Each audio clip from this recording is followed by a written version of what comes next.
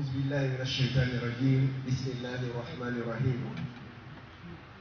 اللهم لا علم لنا إلا ما علمتنا إنك أنت العليم الحكيم. وتب علينا يا مولانا إنك أنت التواب الرحيم. رب اشرح لي صدري ويسر لي أمري واحلل عقدة من لساني يفقه قولي. اللهم إنا نسألك علما نافعا ورزقا طيبا واسعا وعملا متقبلا وشفاء من كل داء. اللهم اجعل جمعنا هذا جمعا مرحوما وتفرقنا من بعده تفرقا معصوما. اللهم لا تجعل فينا ولا معنا ولا من بيننا شقيا ولا مطرودا ولا محروما برحمتك يا ذا الجلال والإكرام. أما بعد، فأحييكم بتحية إسلامية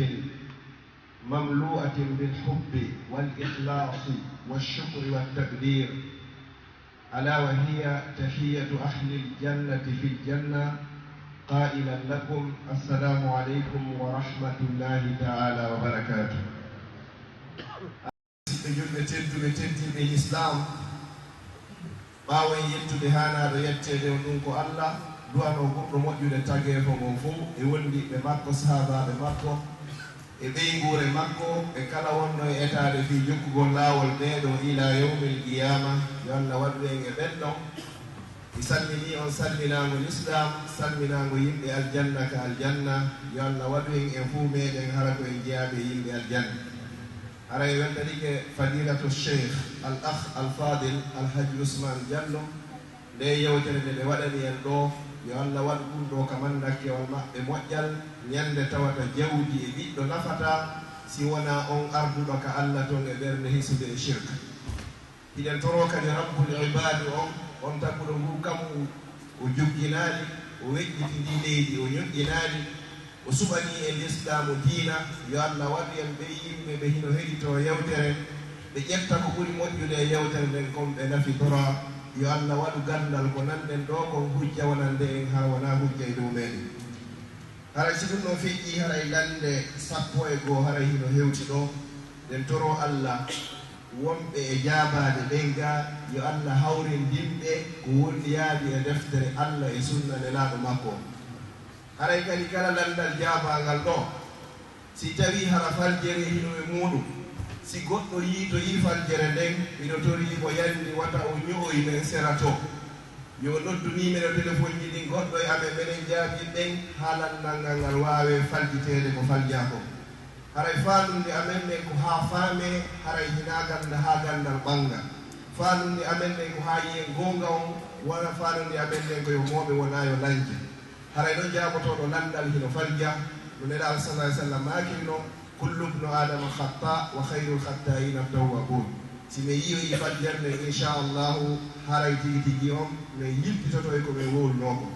si tawi kadi goɗɗo yi faljere nde nder ɗo e ɓawo jaabede aɗo yaltede ɗo, wata o amu wata o hersu, yo towru jungo ɗo faljiten faljere nden ɗo, hara jama o yaadare faljere nden. fi hon ɗum en anda ko téléphone ɗi jeelu woni e enregistrede ɗi yewtereji ɗon, ɗum ko ha honto wawata yahude e aduna o. haray noon faljugol ha gayga yilto kadi inna mi falji noon yiltitike, ɗum ko gandal molanangal ko kulol Allah kadi wona ko ukkata ɗum ɗon. yo Allah waɗu en e jaabe ɓen ɗon. wa billahi tawfiq. as-su'alu al-awwal, landal aranal ngal landi ɗon o landi, o yiɗi wo o jombi sonnajo, o teŋi sonnajo on kadi. teŋi on noon siina yumma makko kanko gorko on yilti ñaami teŋe on hande kadi. ɗum no haray on ñaamore on teŋe ɗon ko hom woni ko bakka to on fawti, ko gorko on kako ñaamuɓe teŋe on ɓen, kako honno sonnajo wawata hettirgol teŋe on.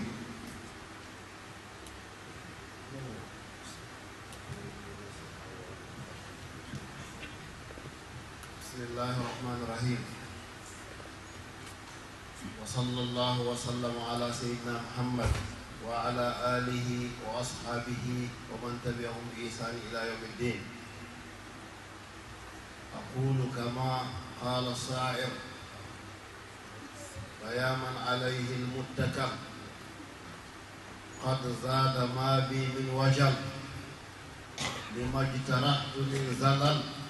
في عمري المضيق فاغفر لعبد المجترم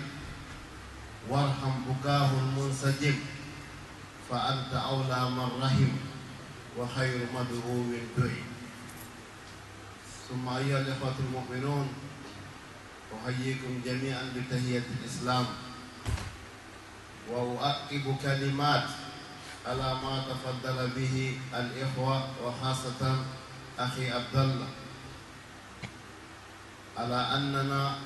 لسنا من أهل الإفتاء، وأن الإمام الشافعي رضي الله عنه قال: قولي صوابا يحتمل أن يكون خطأ، وقول غيري خطأ يحتمل أن يكون صواب. ويقول الإمام مالك إمام دار الهجرة: كل يؤخذ منه ويرد إلا صاحب هذا القبر. وأشار إلى قبر النبي صلى الله عليه وسلم. فإننا هنا في هذه الطاولة نحن نكرر ما أفتاه العلماء، أما أننا فلسنا من المفتين، لسنا من أهل الفتوى، رب حامل فقه إلى من هو أفقه منه. لا نسيب جملة ɗoyen fuɗɗode lande mi ɓeyditi yewtere raɓɓiɗude e ko oustage Abdallah maaki ɗo kon. haray ko adi kon fof taw en nani ko ɓe yewtuɗo fi jannguɓe gollitiraɗe ɓen. haray ko toro Allah yaafo en fof. si ɗum feƴƴi imam Shafii ɓe maaki konngol maɓɓe ngol no waawi wonde faljere, konngol mo wona kamɓe wona goonga. Imam Malik maaki kala neɗɗo hino ƴette ko haali hino acce sina jonka buro on ɗum ko nelaaɗo sallllahu alayhi wa sallam. haray menen ɗo min hewtaali ko wiyete kon darajatul ijtihad, min hewtaali waɗgol fatwa ko woni ko maanitagol seeɗa e ko karamokoɓe ɓe filla ɓe wowli kon ka defte min fillitano on ɗum ɗon nde. ɓenni masala kaarijo ko honɗum diina ka wiye mum min inna on e deftere kaarire ma min nani no nokkel kaari no wiye ko ɗum ɗo. amma masalaji goo hino ga min jogaaki maqam waɗugol ɗen fatawaje ɗon nde. haray kala mo koɓɓen ɓe wi rubba hamili fiqhin ila man huwa afqah min. wo heewi ko rondotoɗa defte, rondoɗa gandal, yaha ha tawoya jaka ɓurɓe ma janngude kadi guyka weeri. haray ko ɗo woni al alama gandal. imamu Ghazali o yiwata jande o arno ha o fotti e paykum ka natugol Iran. paykum kum tawi mo ɗowde mana babum ka defte makko ɗe wonɗon. o gaari babum kum yo takkito, paykum kum wujji babum kum e defte ɗe fonani. ɓe fottitoyi oy nenne paykum a yanannan ɗo goɗɗo e titigi on no ɗo babu rondi kum defte. o yawi a mi yaade. o wi gonno. o wi min miɗo yuri jande duuɓi jeɗɗi miɗo yangade, mi ɗumannike goɗɗo ari ƴetti defte an ɗen fof ka babu naɓino ko no woniri noon. ɓayn ko wi imam o wi yimɓe janngoya a janngade. o wi so wona ɗum defte ma ka hoorema wonta wona e ɓaawa babu. mi faami. donc imam Ghazali noon ko kanko moƴƴini deftere wiyeten ndey Ihya Ulumiddin, duuɓi 90 ko wuuri kon e tati. o moƴƴini defte kadi 82. Ihya Ulumiddin onon fof kala ɗaɗɗo gandal wallahi miɗo yamiramo yo yew o jannga nden deftere o ndaara nde lillah mantuɗon ngol konngol o yiya e naforeji ko wonton. karamokoɓe ɓen fof e garnu imam Ghazali ɓe wi man lam yattali ala al ahya man lam yattali ala al ihya fa laysa min al ahya. wosi goɗɗo wuuri ha o maayi ɗaɓɓo o gandal o yiyaali nden deftere wiyetende Ihya Ulumiddin hara o wurani. ko tellement ko tawi naforeji no e mayre. inchallah haray mi juutini mi yiɗi tun anndingol. haray minen komin fillotoɗo koko min ɗumanni kon haray min ala e maqamu al ifta inchallah. mi feƴƴinana micro on ceerno wewen e wettana gonɓe haray ɓe jaabano e landal ngal haray en nani ko wondema siina mana yumma gorko on hino ñaami teŋi ɓeygu makko ko hombo bakkat on ɗon fawi جيد إن شاء الله على جسم النظر لا شك أنه سيجيب عن هذا السؤال إن شاء الله بسم الله. بسم الله وبالله التوفيق. Marai men jabal ko weltame ko yomin no be yewtuna jabal joni men jaba ko lande non kanda ko sat ngal ko jaba ko lande jeya ko haray Allah subhanahu wa ta'ala hawri min ko woni mudu ko woni sawabu mudu haray do hide wiya landal ngal ngal laabi kono no yahtamil no wawa ronade tiji ɗiɗi rondande aranere nde ko est ce que hari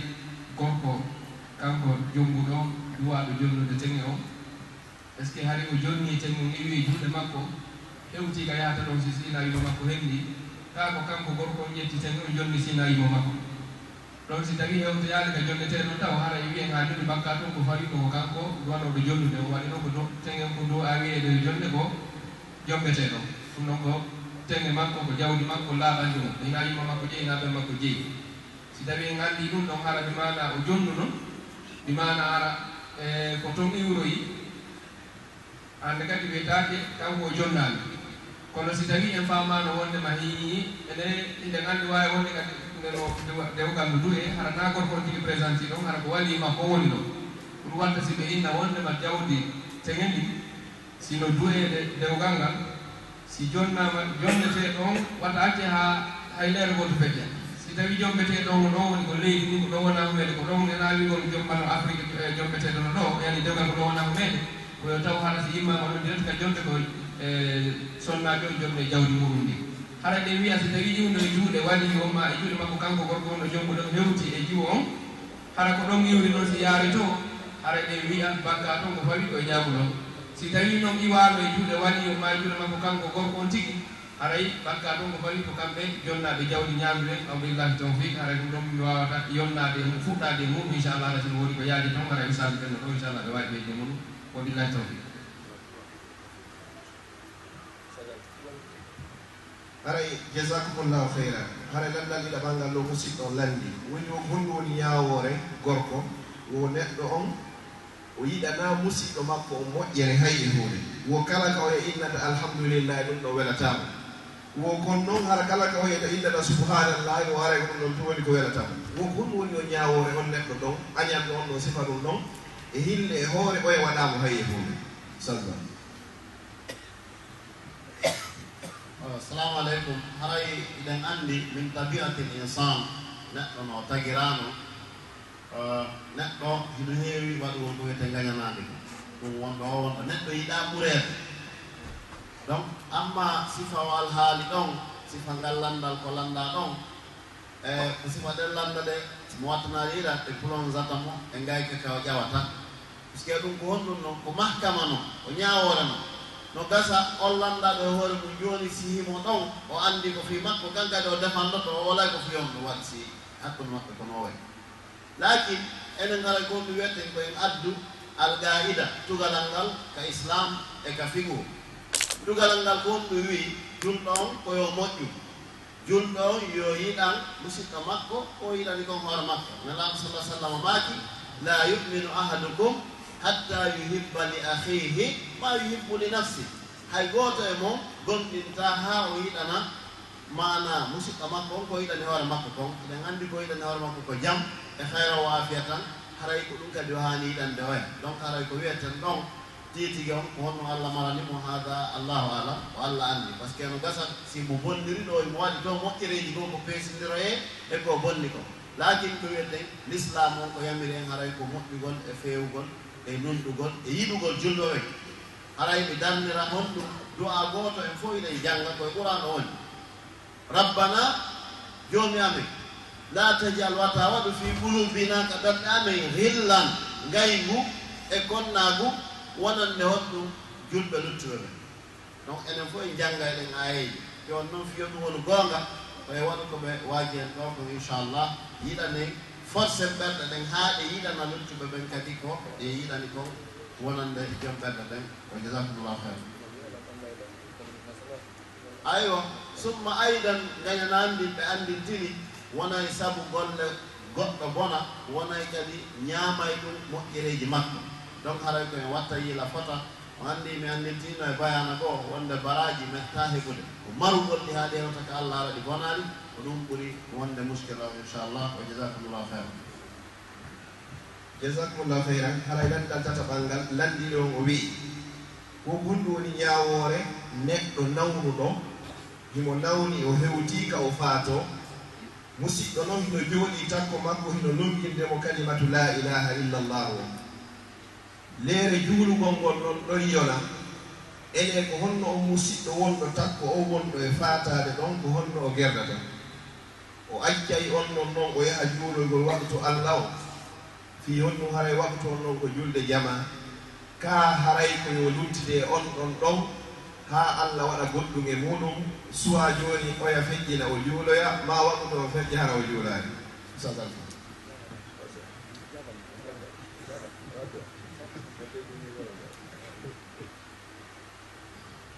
Alhamdulillahi rabbil alamin wassalatu wassalamu ala rasulillahi wa ala alihi wa sahbihi ajmain.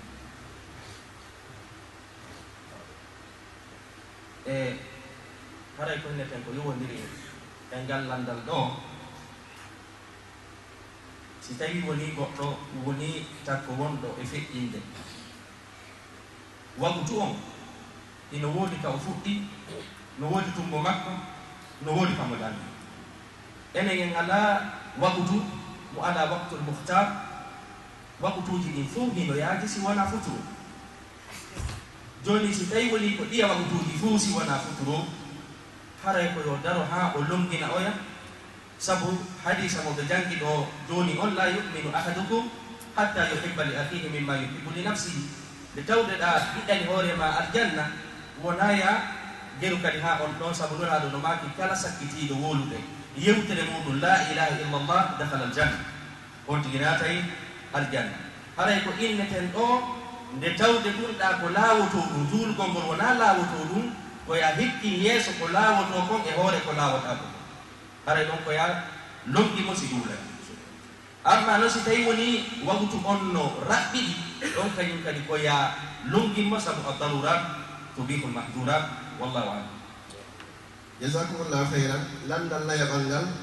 landiɗo mo wi woko honɗum woni ñaawoore ƴettugol qur'ana on jonna neɗɗo mo wona julɗo kono hara julɗo himo faala janngugol qur'ana on anda ko woni toon radio son.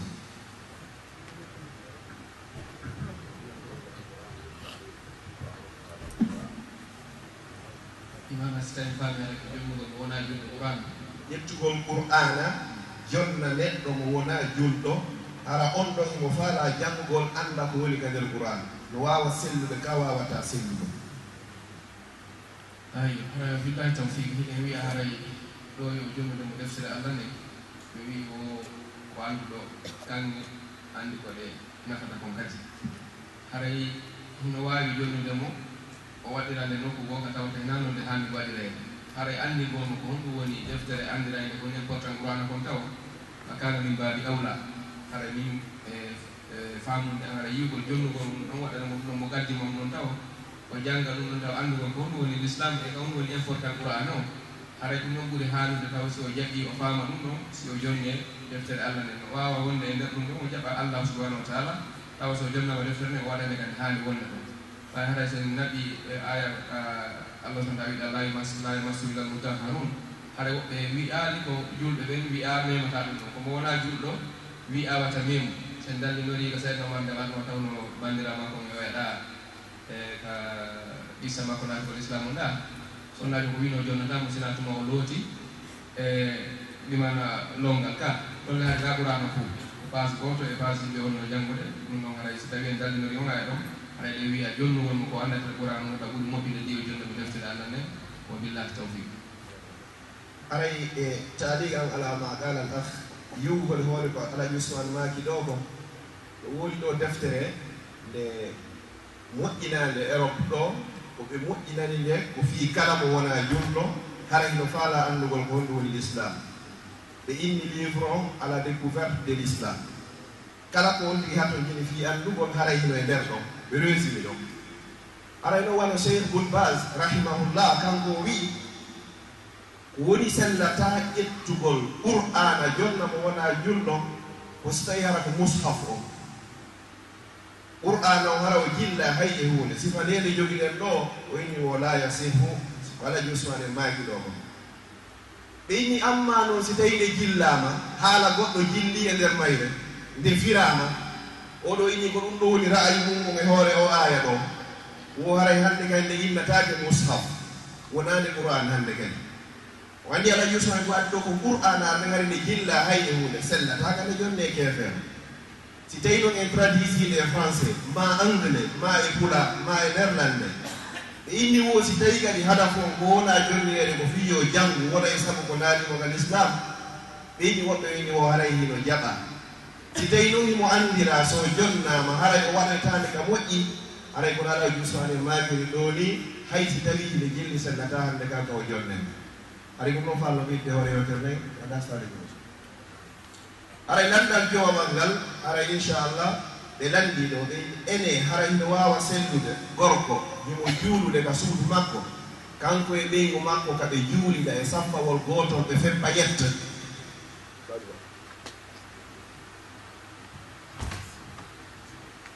aywa inchallah haray la shakka ko ɓuri laɓede comme imam koyo woni yeeso wonɓe mbawɓe wona ɓaw kono e heeɓi ɗo piiji ton joppi soɓɓuɗo arano ɗum ɓe wi ko ka nder suudu soɓɓuɗo ɗimmoro ɗum ɓe wi ko kanko e ɓeygu makko ɗon aray gonɓe wiyeten on feppugol ɗon ina farilla ka julɗe aray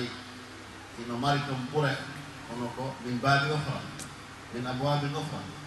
haray si tawi masalan ko wano sonnajo on joni exigeantamo ɗum ha koye nenɗo to wonɗo acce monata ko mon ɗo fala basa inchallah tawa ɗum ɓannitude ɗon ta fiilomo ɗum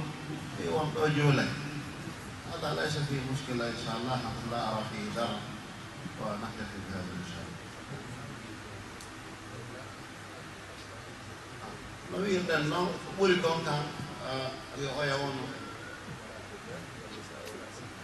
ɓuri kon kan ko yo wonu ɓaawa ɓe ɗo anndintini ɗo ko woni important wondema nelaaɗo sallah sallam ɓe juulidiino kono ko en famille donc ɓe buyi jooni ɓay koye koye woni ɓaawo maɓɓe kamɓe wonɓe ɓen sonnaɓe woni ɓaawo tan onon anndi ɗo mi yetti on naane yeɓno sokkundu toon wiindu ko kanko tun e ɓeygu makko donc ɗon addani mana complication on seeɗa haray ko ɗum noon de sina ɗum al awla ɗo sonnajo woni ɓaawo gorko wona yeeso ɗakin ida kana hunaka da'iya so goɗɗo ngo noddi ha tawi ɓe ɓadode ɗum hada ana la ara fihi basan inchallah jasakullah khair haray ɗon si tawi hara ko yettaɓe jalloɓe wo ellala kono ɗaɓe maki wo si tawi hara on ndino nayo fiilo ko yon noon wuuray gatata wata arno signini hara debbo wono ɓaawa makko ha ɓe gayna joni o hada awla haray landal jeegamal ngal e inchallah landal labangal oɗo yini wo hiɗen andi intérêt on ka banque ji hino harmi sa odditino joni compte bloqué ma compte épargne intérêt o heeɗike e hoore nder toon koydi koye harmi wo joni noon ko honno waweten gollitirgol e koye mbukoye ɗon en accay koye ka banque toon ka en ƴettay koye sen ƴetti koye ko honto naɓeten koye salam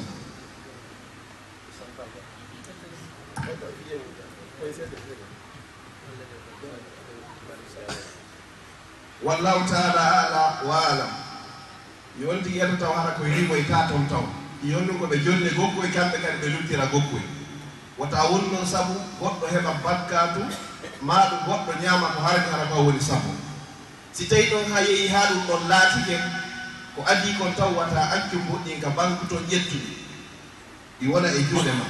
si ɗi woni e juuɗe ma kadi ƴettaɗi kadi okkitiraɗi e hoore kadi hara a jogaki baraji e muɗum fi honɗum ko okkitirɗa ko wona ko laaɗi neɗaɗo sallallah alih w sallam ɓe maaki inna allaha tayyibun la yaqbal illa tayyiba allah ko laaɓuɗo pos o jaɓata si wona ko laaɗi karamo ko ɓen ɓe inni ɗa wawi ɗi ƴettude waɗa fi mashari el khayr projet ji ka moƴƴereji waɗete wano waɗirgol ɗi laawol ma waɗirgol ɗi hurgoji sifa ɗum noon fof no wawa waɗede sa ƴettiɗo kan noon a hokkiɗi goɗɗo ɓe inni fala bas en laala e muɗum kono noon haray an a jogaki baraji e muɗum fi hon ɗum naako laaɓi hokkitorɗa ko ɓuri moƴƴude kadi noon ko moƴƴi kon kan naya hakkili ka banka wallahu alam si ɗum ɗon feƴƴi aray ko suka men lanɗiɗo landal wo ene hino wawa sellugol kami golla ka supermarché ji aldi ma colorite ma lidel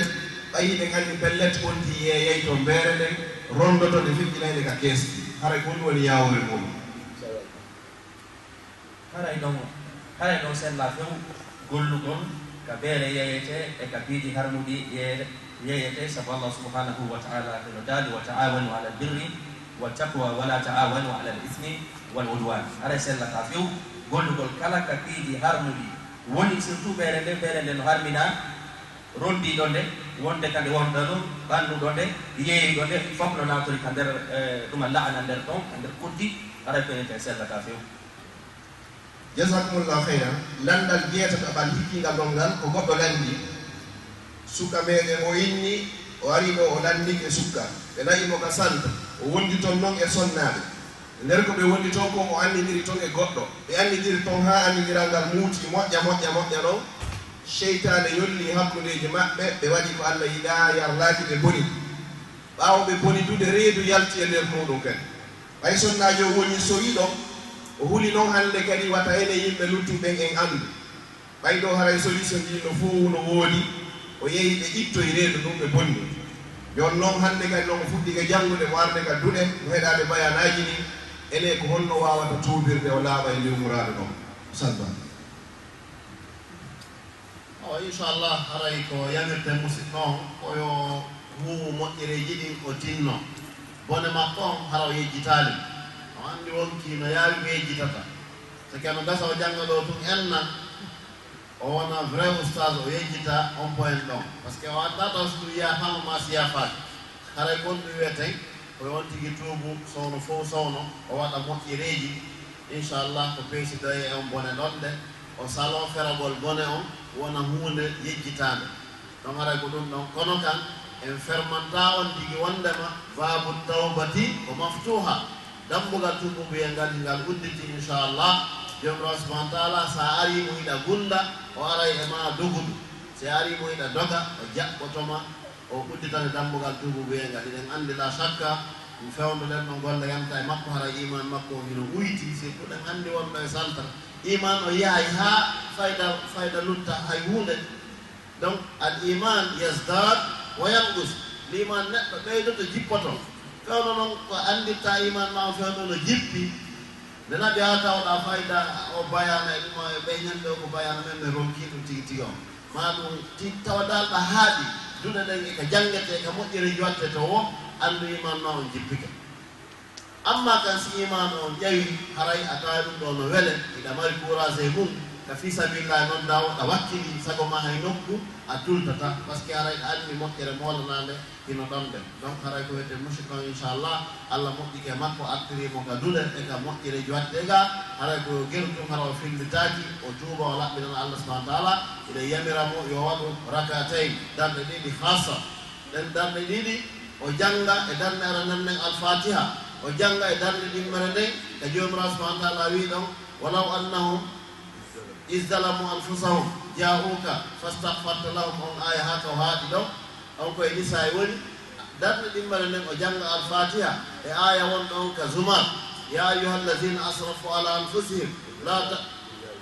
qul ya ibadi allazina asrafu ala anfusihim la taqnatu min rahmatillah inna allaha yaghfiru dhunuba jami'a on aya ɗon o waɗamo e darde ɗimmere nden o anniyo ɗum ɗo ko tubu biye hassa fi ko yaɗiɗi ɗon e debbo e jina inchallah Allah subahana taala yafotomo ma an niyati ala annahu la yawut o anniyo o fillotako inchallah rek ɗum maten ko yeytaten mo jasahullahu hayra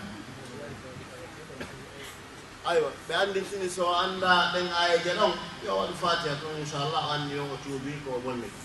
jasakumullahu hayran landal jeenayaɓal ngal oɗo landi wo dewgal sunna e farilla humagal hakkude sonnajo e duhiɗo ɓe yehi noon ha tawi tigi tigi on ɓe wawani wondugol ko ɓeɓe seeɗa wo haray so tawi ɓe seedi ko hombo e kamɓe ɗiɗo nenejo e babajo on ɓuri handude e newgol ɓiɗɗo bukan tawfiq haray dengan dika angkat junnugol l'islam ka sariya l'islam haray ɓiɗɗo ko baba noditirte ɓiɗɗo ko baba ji si tawi ko dewgal hakkude maɓɓe si tawi noon kaka sharia wadiya bimana ko ɓenata ko ganunu wadi ɗo waɗata kon ɗo ñawoli ɓeyna men ƴetti ɓiɓɓe jonti nene jon fu haray ko waɗa ko ɗuwete ganunu wadi donc kala no sharia wokodirɗe ko Allah wi ko haray o hina sharia yarti e muɗum kono ka sariya ko Allah subhanahu wa ta'ala newnan en ko yewten ko fi muɗum haala ɓiɓɓe ko gorko on jeeyi ko e makko ɓe dammitorde no andaka ɗum kadi si tawi ari ka nondi kadi no Allah subhanahu wa ta'ala yewten fi muɗum noon donc holli ɗum ɗum ko dalil wonde maɗa ɓiɓɓe kaka baba mum noddirta e naka nene jon si tawi ko dewgal woni hakkude maɓɓe alhamdulillah haray no gasa nan ɓiɓɓe haray no woni ko manki seeɗa so tawi woni ko heddugol ɓiɗɗo on ka ko neɗɗugol ɓiɗɗo on sabu ko masalaji ɗiɗi sertude si tawi woni hara boobo si goɗɗo seedidi e nenejo fi neɓugol ɓiɗɗo on si ɓiɗɗo on heɓali tabor hakkille ɓe bimana ko wiyete kon ka fiqhu al islami al hadana babul hadana neɓugol ɓiɗɗo on si tawi mo hattojini muynugol ma sansanede pampes ha ko nande e muɗum donc ko sonnajo on jonnete ɓiɗɗo on e on période ɗo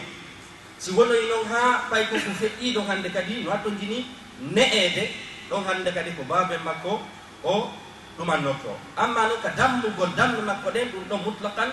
kaka babe makko wallahu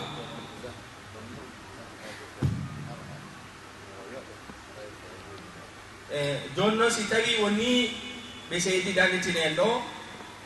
haray si tawi noon woni sonnajo on inni kañum muynita bobo on ɓay ɓe seydi haray sonnajo on kadi no mari haqqe yoɓigol gorko on fi muyningol ɓiɗɗo makko wallahu a'lam sifa ko ɓe woni e yoɓinde ko fewno ɗon o andi porroɓe hino wadde ɗum ɗo fewno sa seedi e ɓeygu ma mi sikki a jolnay pension alimentaire ka ino ko obligatoire l'islam no woli fi majji hara nayi en seyti ha ko ɗum ƴettoɗo e wonde e maɓɓe hara en seedani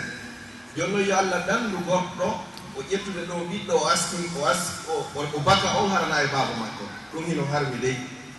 hiɗen wadde noon hino waɗede e ñande oustad ba waɗi yewtere fi muɗum ta ƴettu ɓiɗɗo inna ko a woni baba makko hara hiɗa andina a woni baba makko ko Allah inni ka Qur'an udu'uhum li abaihim hay si tawi ɓen makko wura kono nodditirmo baba makko wona noon fere probléme ji fon ɗo ko fewni ko hakkuleji meɗen ɗo e goɗɗo ƴettoy ɗo joni miññirawo muɗum debbo adda ɗo joni inna ko ɓeygu muɗum ɓe jommidira ɗo ma ƴettira yo jajirawo muɗum adda ɗo inna ko nene muɗum tori Allah subhanahu wa ta'ala yo Allah yaafoy yaafogol ngol no haare ko toɓe accuɗenni pijiɗi no hulɓini moƴƴa landal hikkigal longal inchallah oɗo inni wonɓe wadde médecine ɗen ma wonɓe wadde ɓen infirmiére o wo sa yehi ka waɗgol stage ji ɗin wo haray nokkeli gon ton a sanzanayi mawɓe nayeɓe ɓen ɓeɗi wonɓe ɓen maison de repos a sanzanayi ɓe pampers a yiyay awra wonde gorko hara ko a debbo ma ko a debbo yiya awra gorko o est ce que noon joni ko honno gerdata est ce que l'islam o haray no jaɓi yo continue ngal gandal ɗo e hinde l'islam o inni sellataka goɗɗo yiya awra goɗɗo hara ko jarano e jande haray sellata few no goɗɗo hi'u awra goɗɗo illa bi darura si tawi woni ko a ñawdowo docteur ko ñawdowo sonnajo ari ka wonɗa ɗon tawata sonnaɓe wo ala si ñawdade si wona an haray ɗon no sella ya ñawdumo bi darura amma noon yawgol windoyo janngugol goɗɗum ka sansanta yimɓe pampes hara yiyay awra maɓɓe ɗum ɗo sella feskadi han sella few haray noon no gasa waɓɓe landito ene si tawi woni men janngade men heɓataka men golla Allah subhanahu wa ta'ala no jaabi en wondema waman yattaqi llaha yaj'al lahu makhrajan wa yarzuqhu min haythu la yahtasib haray mo howlorki Allah subhanahu wa ta'ala sa acciri golle fi Allah subhanahu wa ta'ala lontiniray ɗe golle ɗon golle ɗe tawata hara ko ɗon huttita ɓerde ma sellata few kala golle ka tawata wirtodiro ɗino e muɗum illa bi darura jazakumullahu khairan landal sappo e goɓal ngal ara inchallah ɓeɗo ɓe ini o haray ka aduna ga enen e jinnaji ɗin e yiidirta o eske no be nani jinnaji ni naatu e aljanna ene kay naatu e aljanna law ko e aljanna o eske hara yimiro e kadi ka nder aljanna sabba jinna jeyi hara yi wadi gon taw andin dambe no waawi enen ɗo génération men ɗo buya men wawata yiwde jinni kono no woodi tagaɓe wawɓe yugol jinni ɗum ɗon ino tabiti ina ndaara hay deftere wiyeten ndey wiqayatul insan min charril jinni wa cheytan eɓe sifi fi muɗum ɗon ɗen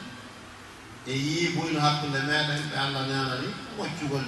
jinnaji ɗin ara yewtide ɗum ɗon no wadde parto hay bettin ɗone donc amma aslo ɗon andi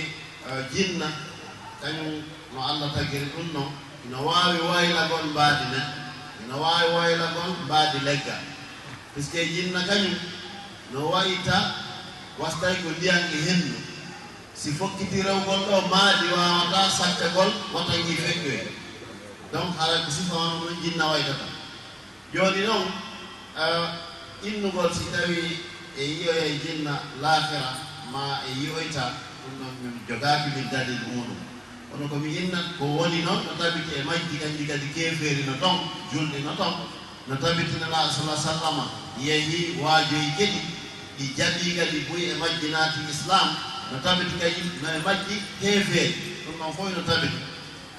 donc amma yowi golli toon enen hakkunde men e majji ɗum ɗon min on mi ƴellitaaki lam attabi kono noon haray komi wawata wiide ɗon haray yo allah hollidiro e ɗum ene yimɓe ɓen ɗo yidiro koɗe jinnako bisimillahi rahmani rahim haray landal sappo e ɗiɗaɓal aɗon sakkitoral ngal ndaaren se wawa ñobbude programme o ara nafoɗen fof gasa ɗo ara se juuli tum e hewtoye ɗeɗo ɓe landi o goɗɗo o juulijuma ha o gayni o gonɗum woni ñawore ara yande kay juulitugol darɗe ɗiɗi ɓawo salmingol juma o aray ɗon ka karaɓɓindigol aray ɗum ko sunna noon hono maliki yankoɓe si ñeguitari kamɓe ko ɓe yiɗi ko yonti juulu darɗe nayyi sa salmini juma o ma juula darɗe ɗiɗi ka juuli ɗo juuloya darɗe ɗiɗi aray ka suudu ara yina ella sorti juuli ɗon waɗgo rakatayje ɗen aray ko minan rawati woɓɓe yaari ɗon woɓɓe yiɗi haray si tawi a hewtu e directement haray woni ka suudu ko ya accu darɗe ɗen ha ka suudu juuloyaade toon fi honɗum naafiloji ɗin fof ko ɓuri jogagol baraji koko naafa toon ka nder suudu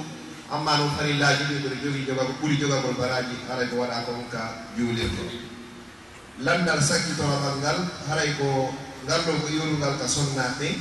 ɓe inni o haray ɓe jogii probléme seeɗa fi golleji ɗin o haray ɓe waɗa e golleji nokkeeli buyi on haray golleji ɗin fof haray no landi ittugol tiggare ɗen ittugol ko ɓe taari kon ittugol hijabo o jonno haray ko honno ɓe gerdata sabu ɗum fii ɗum bon hino woodi landale e yiyay hay e junngo sayfoɓe men moolanaɓe ɓe mbi on ɓen koye junngo mum ƴetteten islam on e jaabogol landale ɗen landale goo aray ɓe wiya ana o faddel assukut an min mi suɗike deƴƴugol fingal ɗo ɓe jaɓata wigol no daggi ɓe jaɓata wigol no harmi donc haray wonno min ɗo ceernoɓe luttuɓe ɓen kamɓe anndi inchallah so ɓe jaaboto toon goɗɗum ko masala waɗɗo probléme no nokkeeli goo ɓeyna e sonnajo mo wawi tarde kono ko kamɓe on ɓe yiɗa yugol mo e mbaadi tiggare complet nokkeeli goo ɓeyna yo ittu few si tawi ka ɓe wi ɗon ko yo ittu few tiggarde sukul makko ndu yaltita ɗum ɗon e wiya ɗo ko haram ɗum ɗon taw jaɓu si ɓe wimo noon haray mo wawi gollude ɗo kono ɓay haray collège ɓe mana gollirdeɓe luttuɓen kañum titiga on mana tiggaji kono joni kanko mo wawa accaɗene o tiggo mana o taar woni o tiggaji façon no andirɗen no haray ɗum ɗon mi fanki ɗum fi muɗum sifa wano noon haray mo wawata wirgol ɗum no inchallah mi yiɗa dagingol ɗo tawete ko harmi mi yiɗa kadi wongol sabu goɗɗo yarta golle jona mi jonna ceernoɓe luttuɓe inchallah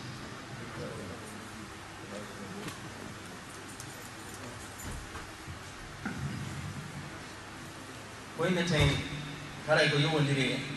e ngal e ngal landam ɗo si tawi enen e ndaari min haysul adilla koyne ken sellata few yo sonnaade ittu tiggare muɗum fi golle sabu Allah subhanahu wa ta'ala ko wa qarna fi buyutihin haray ko be innirana yo be gollu ko li darura joni non darura on hinaya yawha tawata alundoto nassan sarihan wadihan haray ko inneten do ko yewtuden gonnane sonnaade si acciri hunde fi sariya on no harmi Allah subhanahu wa ta'ala kanko tigiri ɗay o inni wa ma khalaqtul jinna wal insa illa liya'budun o inni wondema o tagali jinna yimɓe si wona yo rewmo wayi wasi ko goɗɗo landiteena jon noon si tawi woni no gasa men rewe ha ɗum bonna golleji amen ɗi aya hikkuɗo ɗo gon gon ɗum inne Allah subhanahu wa ta'ala inni wa ma khalaqtul jinna wal insa illa liya'budun ma uridu minhum min rizqin wa ma uridu an yut'imun yasoɗo woni noon ɗum inna allaha huwa ar-razzaqu dhul quwwati al-matin Allah in ko min arsika ko mi jogi peji ni fof sa tabitini tiggare ma nde Allah subhanahu wa ta'ala kono non ɗum ɗon hatodiron ɗum laɓɓingol anniye kono si tawi woni anniye ma on ka ɓernde ma ene woni ittu katami ittu hara iman ma on timman iman ma on so timmi tigi Allah subhanahu wa ta'ala suumay yeeso en ɗum naata fiima ka ɗerɗe maɓɓe hara ɓe wolani fi tiggare ma haray ko inneten tiggare nden se ndaari bi nususil qur'aniyya wal ayatil wadiha haray no laabi koye wondema sonnajo dagota ko few yo ittu tiggare makko nden fi ko yowodiri fi golle surtout no si tawi kadi moodi makko no gollude sabu si moodi makko no gollude haray sellata kañum kadi few amma noon si hewti tawata sa gollali tum a maaye sa ala hay fuyi ɗon ine wawi newnude ittu golla yen ko ñamata sabu ɗon ko darura wallahu alam en toriki Allah subhanahu wa ta'ala yalla moƴƴina e ka meɗen hewtito e ka meɗen inchallah ara sonnaɓe ɓe waye ka juuɗi ɓe defanayi mayi hen golla e ngarte haɗa ganda sakkitingal ngal ko sonnaji woni ko landi wo mooli makko hino jumɓi sonnaɓe ɗiɗo oya sonnajo hiɓe wonni ɗo oya hino ka meɗen Afrique wo joni noon sonnajo mo gollude ɓuuri no heɓade mo wallitare moodi ko kadi yoɓugol facture ɗi ñande tawata noon o yoɓari facture ɗi wo ɓe ñande gorko ɓe famodirtaka nder suudu to wara komo gorko ittortamo mone ko accugol ha tele wona e 23 heures si ɓe waaliɓe hin kamɓe tun hande kadi ka danki sonnaji on no gorko o connecto o nodda ɓeygu makko wonɗo Afrique o ɓe fuɗɗo yewtugol noon konngudi ko feƴƴata hakkude adan e moodi muɗum ɓe yewtata no ha satta noon e sonnaji o moƴƴa wontirano nde ñande jallu guite hara jamma o ko woɗanayi o joni noon o yeetike moodi makko yoɓe accu ɗum ha yoɓe accu ɗum ɗe ala e jaɓude wo gon noon waɗama o ñande tawata facture ji ɗiɗi yoɓaka o haray tigi tigi on ko gonɗo tigi tigi o gerdata o himo tori e yewajo ɓe o précise waray son wo haray gorko kadi haray hino nder ga kadi woko fiyo nanono kadi salamu aleykum salamu aleykum wa rahmatullah ko waɗi kom ara yiɗe wiya gorko on yo huulo Allah taw looru sonnajo on loorugol julɗo no harmi en général haray ka l'islam e ka qaida mana ka alqawaidul fiqhiya ko ɓe wi la darar wala dirar ita hay goto lorro oya kono sakkitoren wonɗum sonnajo yo yemo facture ɗiɗiye ko lekki kinnon ka atumo andi so yomi régula yo yoppu o ɓeydanaɓe kadi wonde sangere o henna sonde kartal layke no haray ko ɗum maɓɓe o inchallah haray feƴƴanen fi sabilillahi on haray no famirɗon no jango jeɗa yimɓe besoin ni wadde degol haray kadi alhamdulillah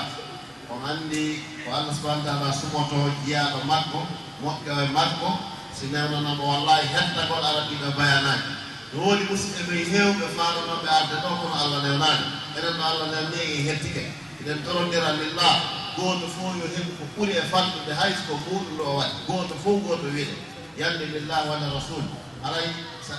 ɓe waɗ kuutoji ɗi kisamɓe rewre safewngol goto goto mo kala gero heɓa ko fanɗi o ko waɗi inchallah nana sa sallam ɓe maki jamaatu baraka donc jamanu wonde barke enen ɗo fof se gitti hunde e waɗi sadaka du'a waɗama la shakka inchallah ɗo jaboto sa neniraɓe ɗon kadi hara yimɓe wiyaɓe kamɓe kadi tiyetigo yo wonno waɗuɓe mana tiggaji mum ɗen mana nokkure tan kaɓe heɓi on ɓe immoɓe waɗa fi sabilillah haray ko torore inchallah haray mo kala on addi sadaka fi muɗum e fi ɓeygore muɗum fi sabilillah haray Allah subhanahu wa ta'ala moƴƴi haray fi sabilillah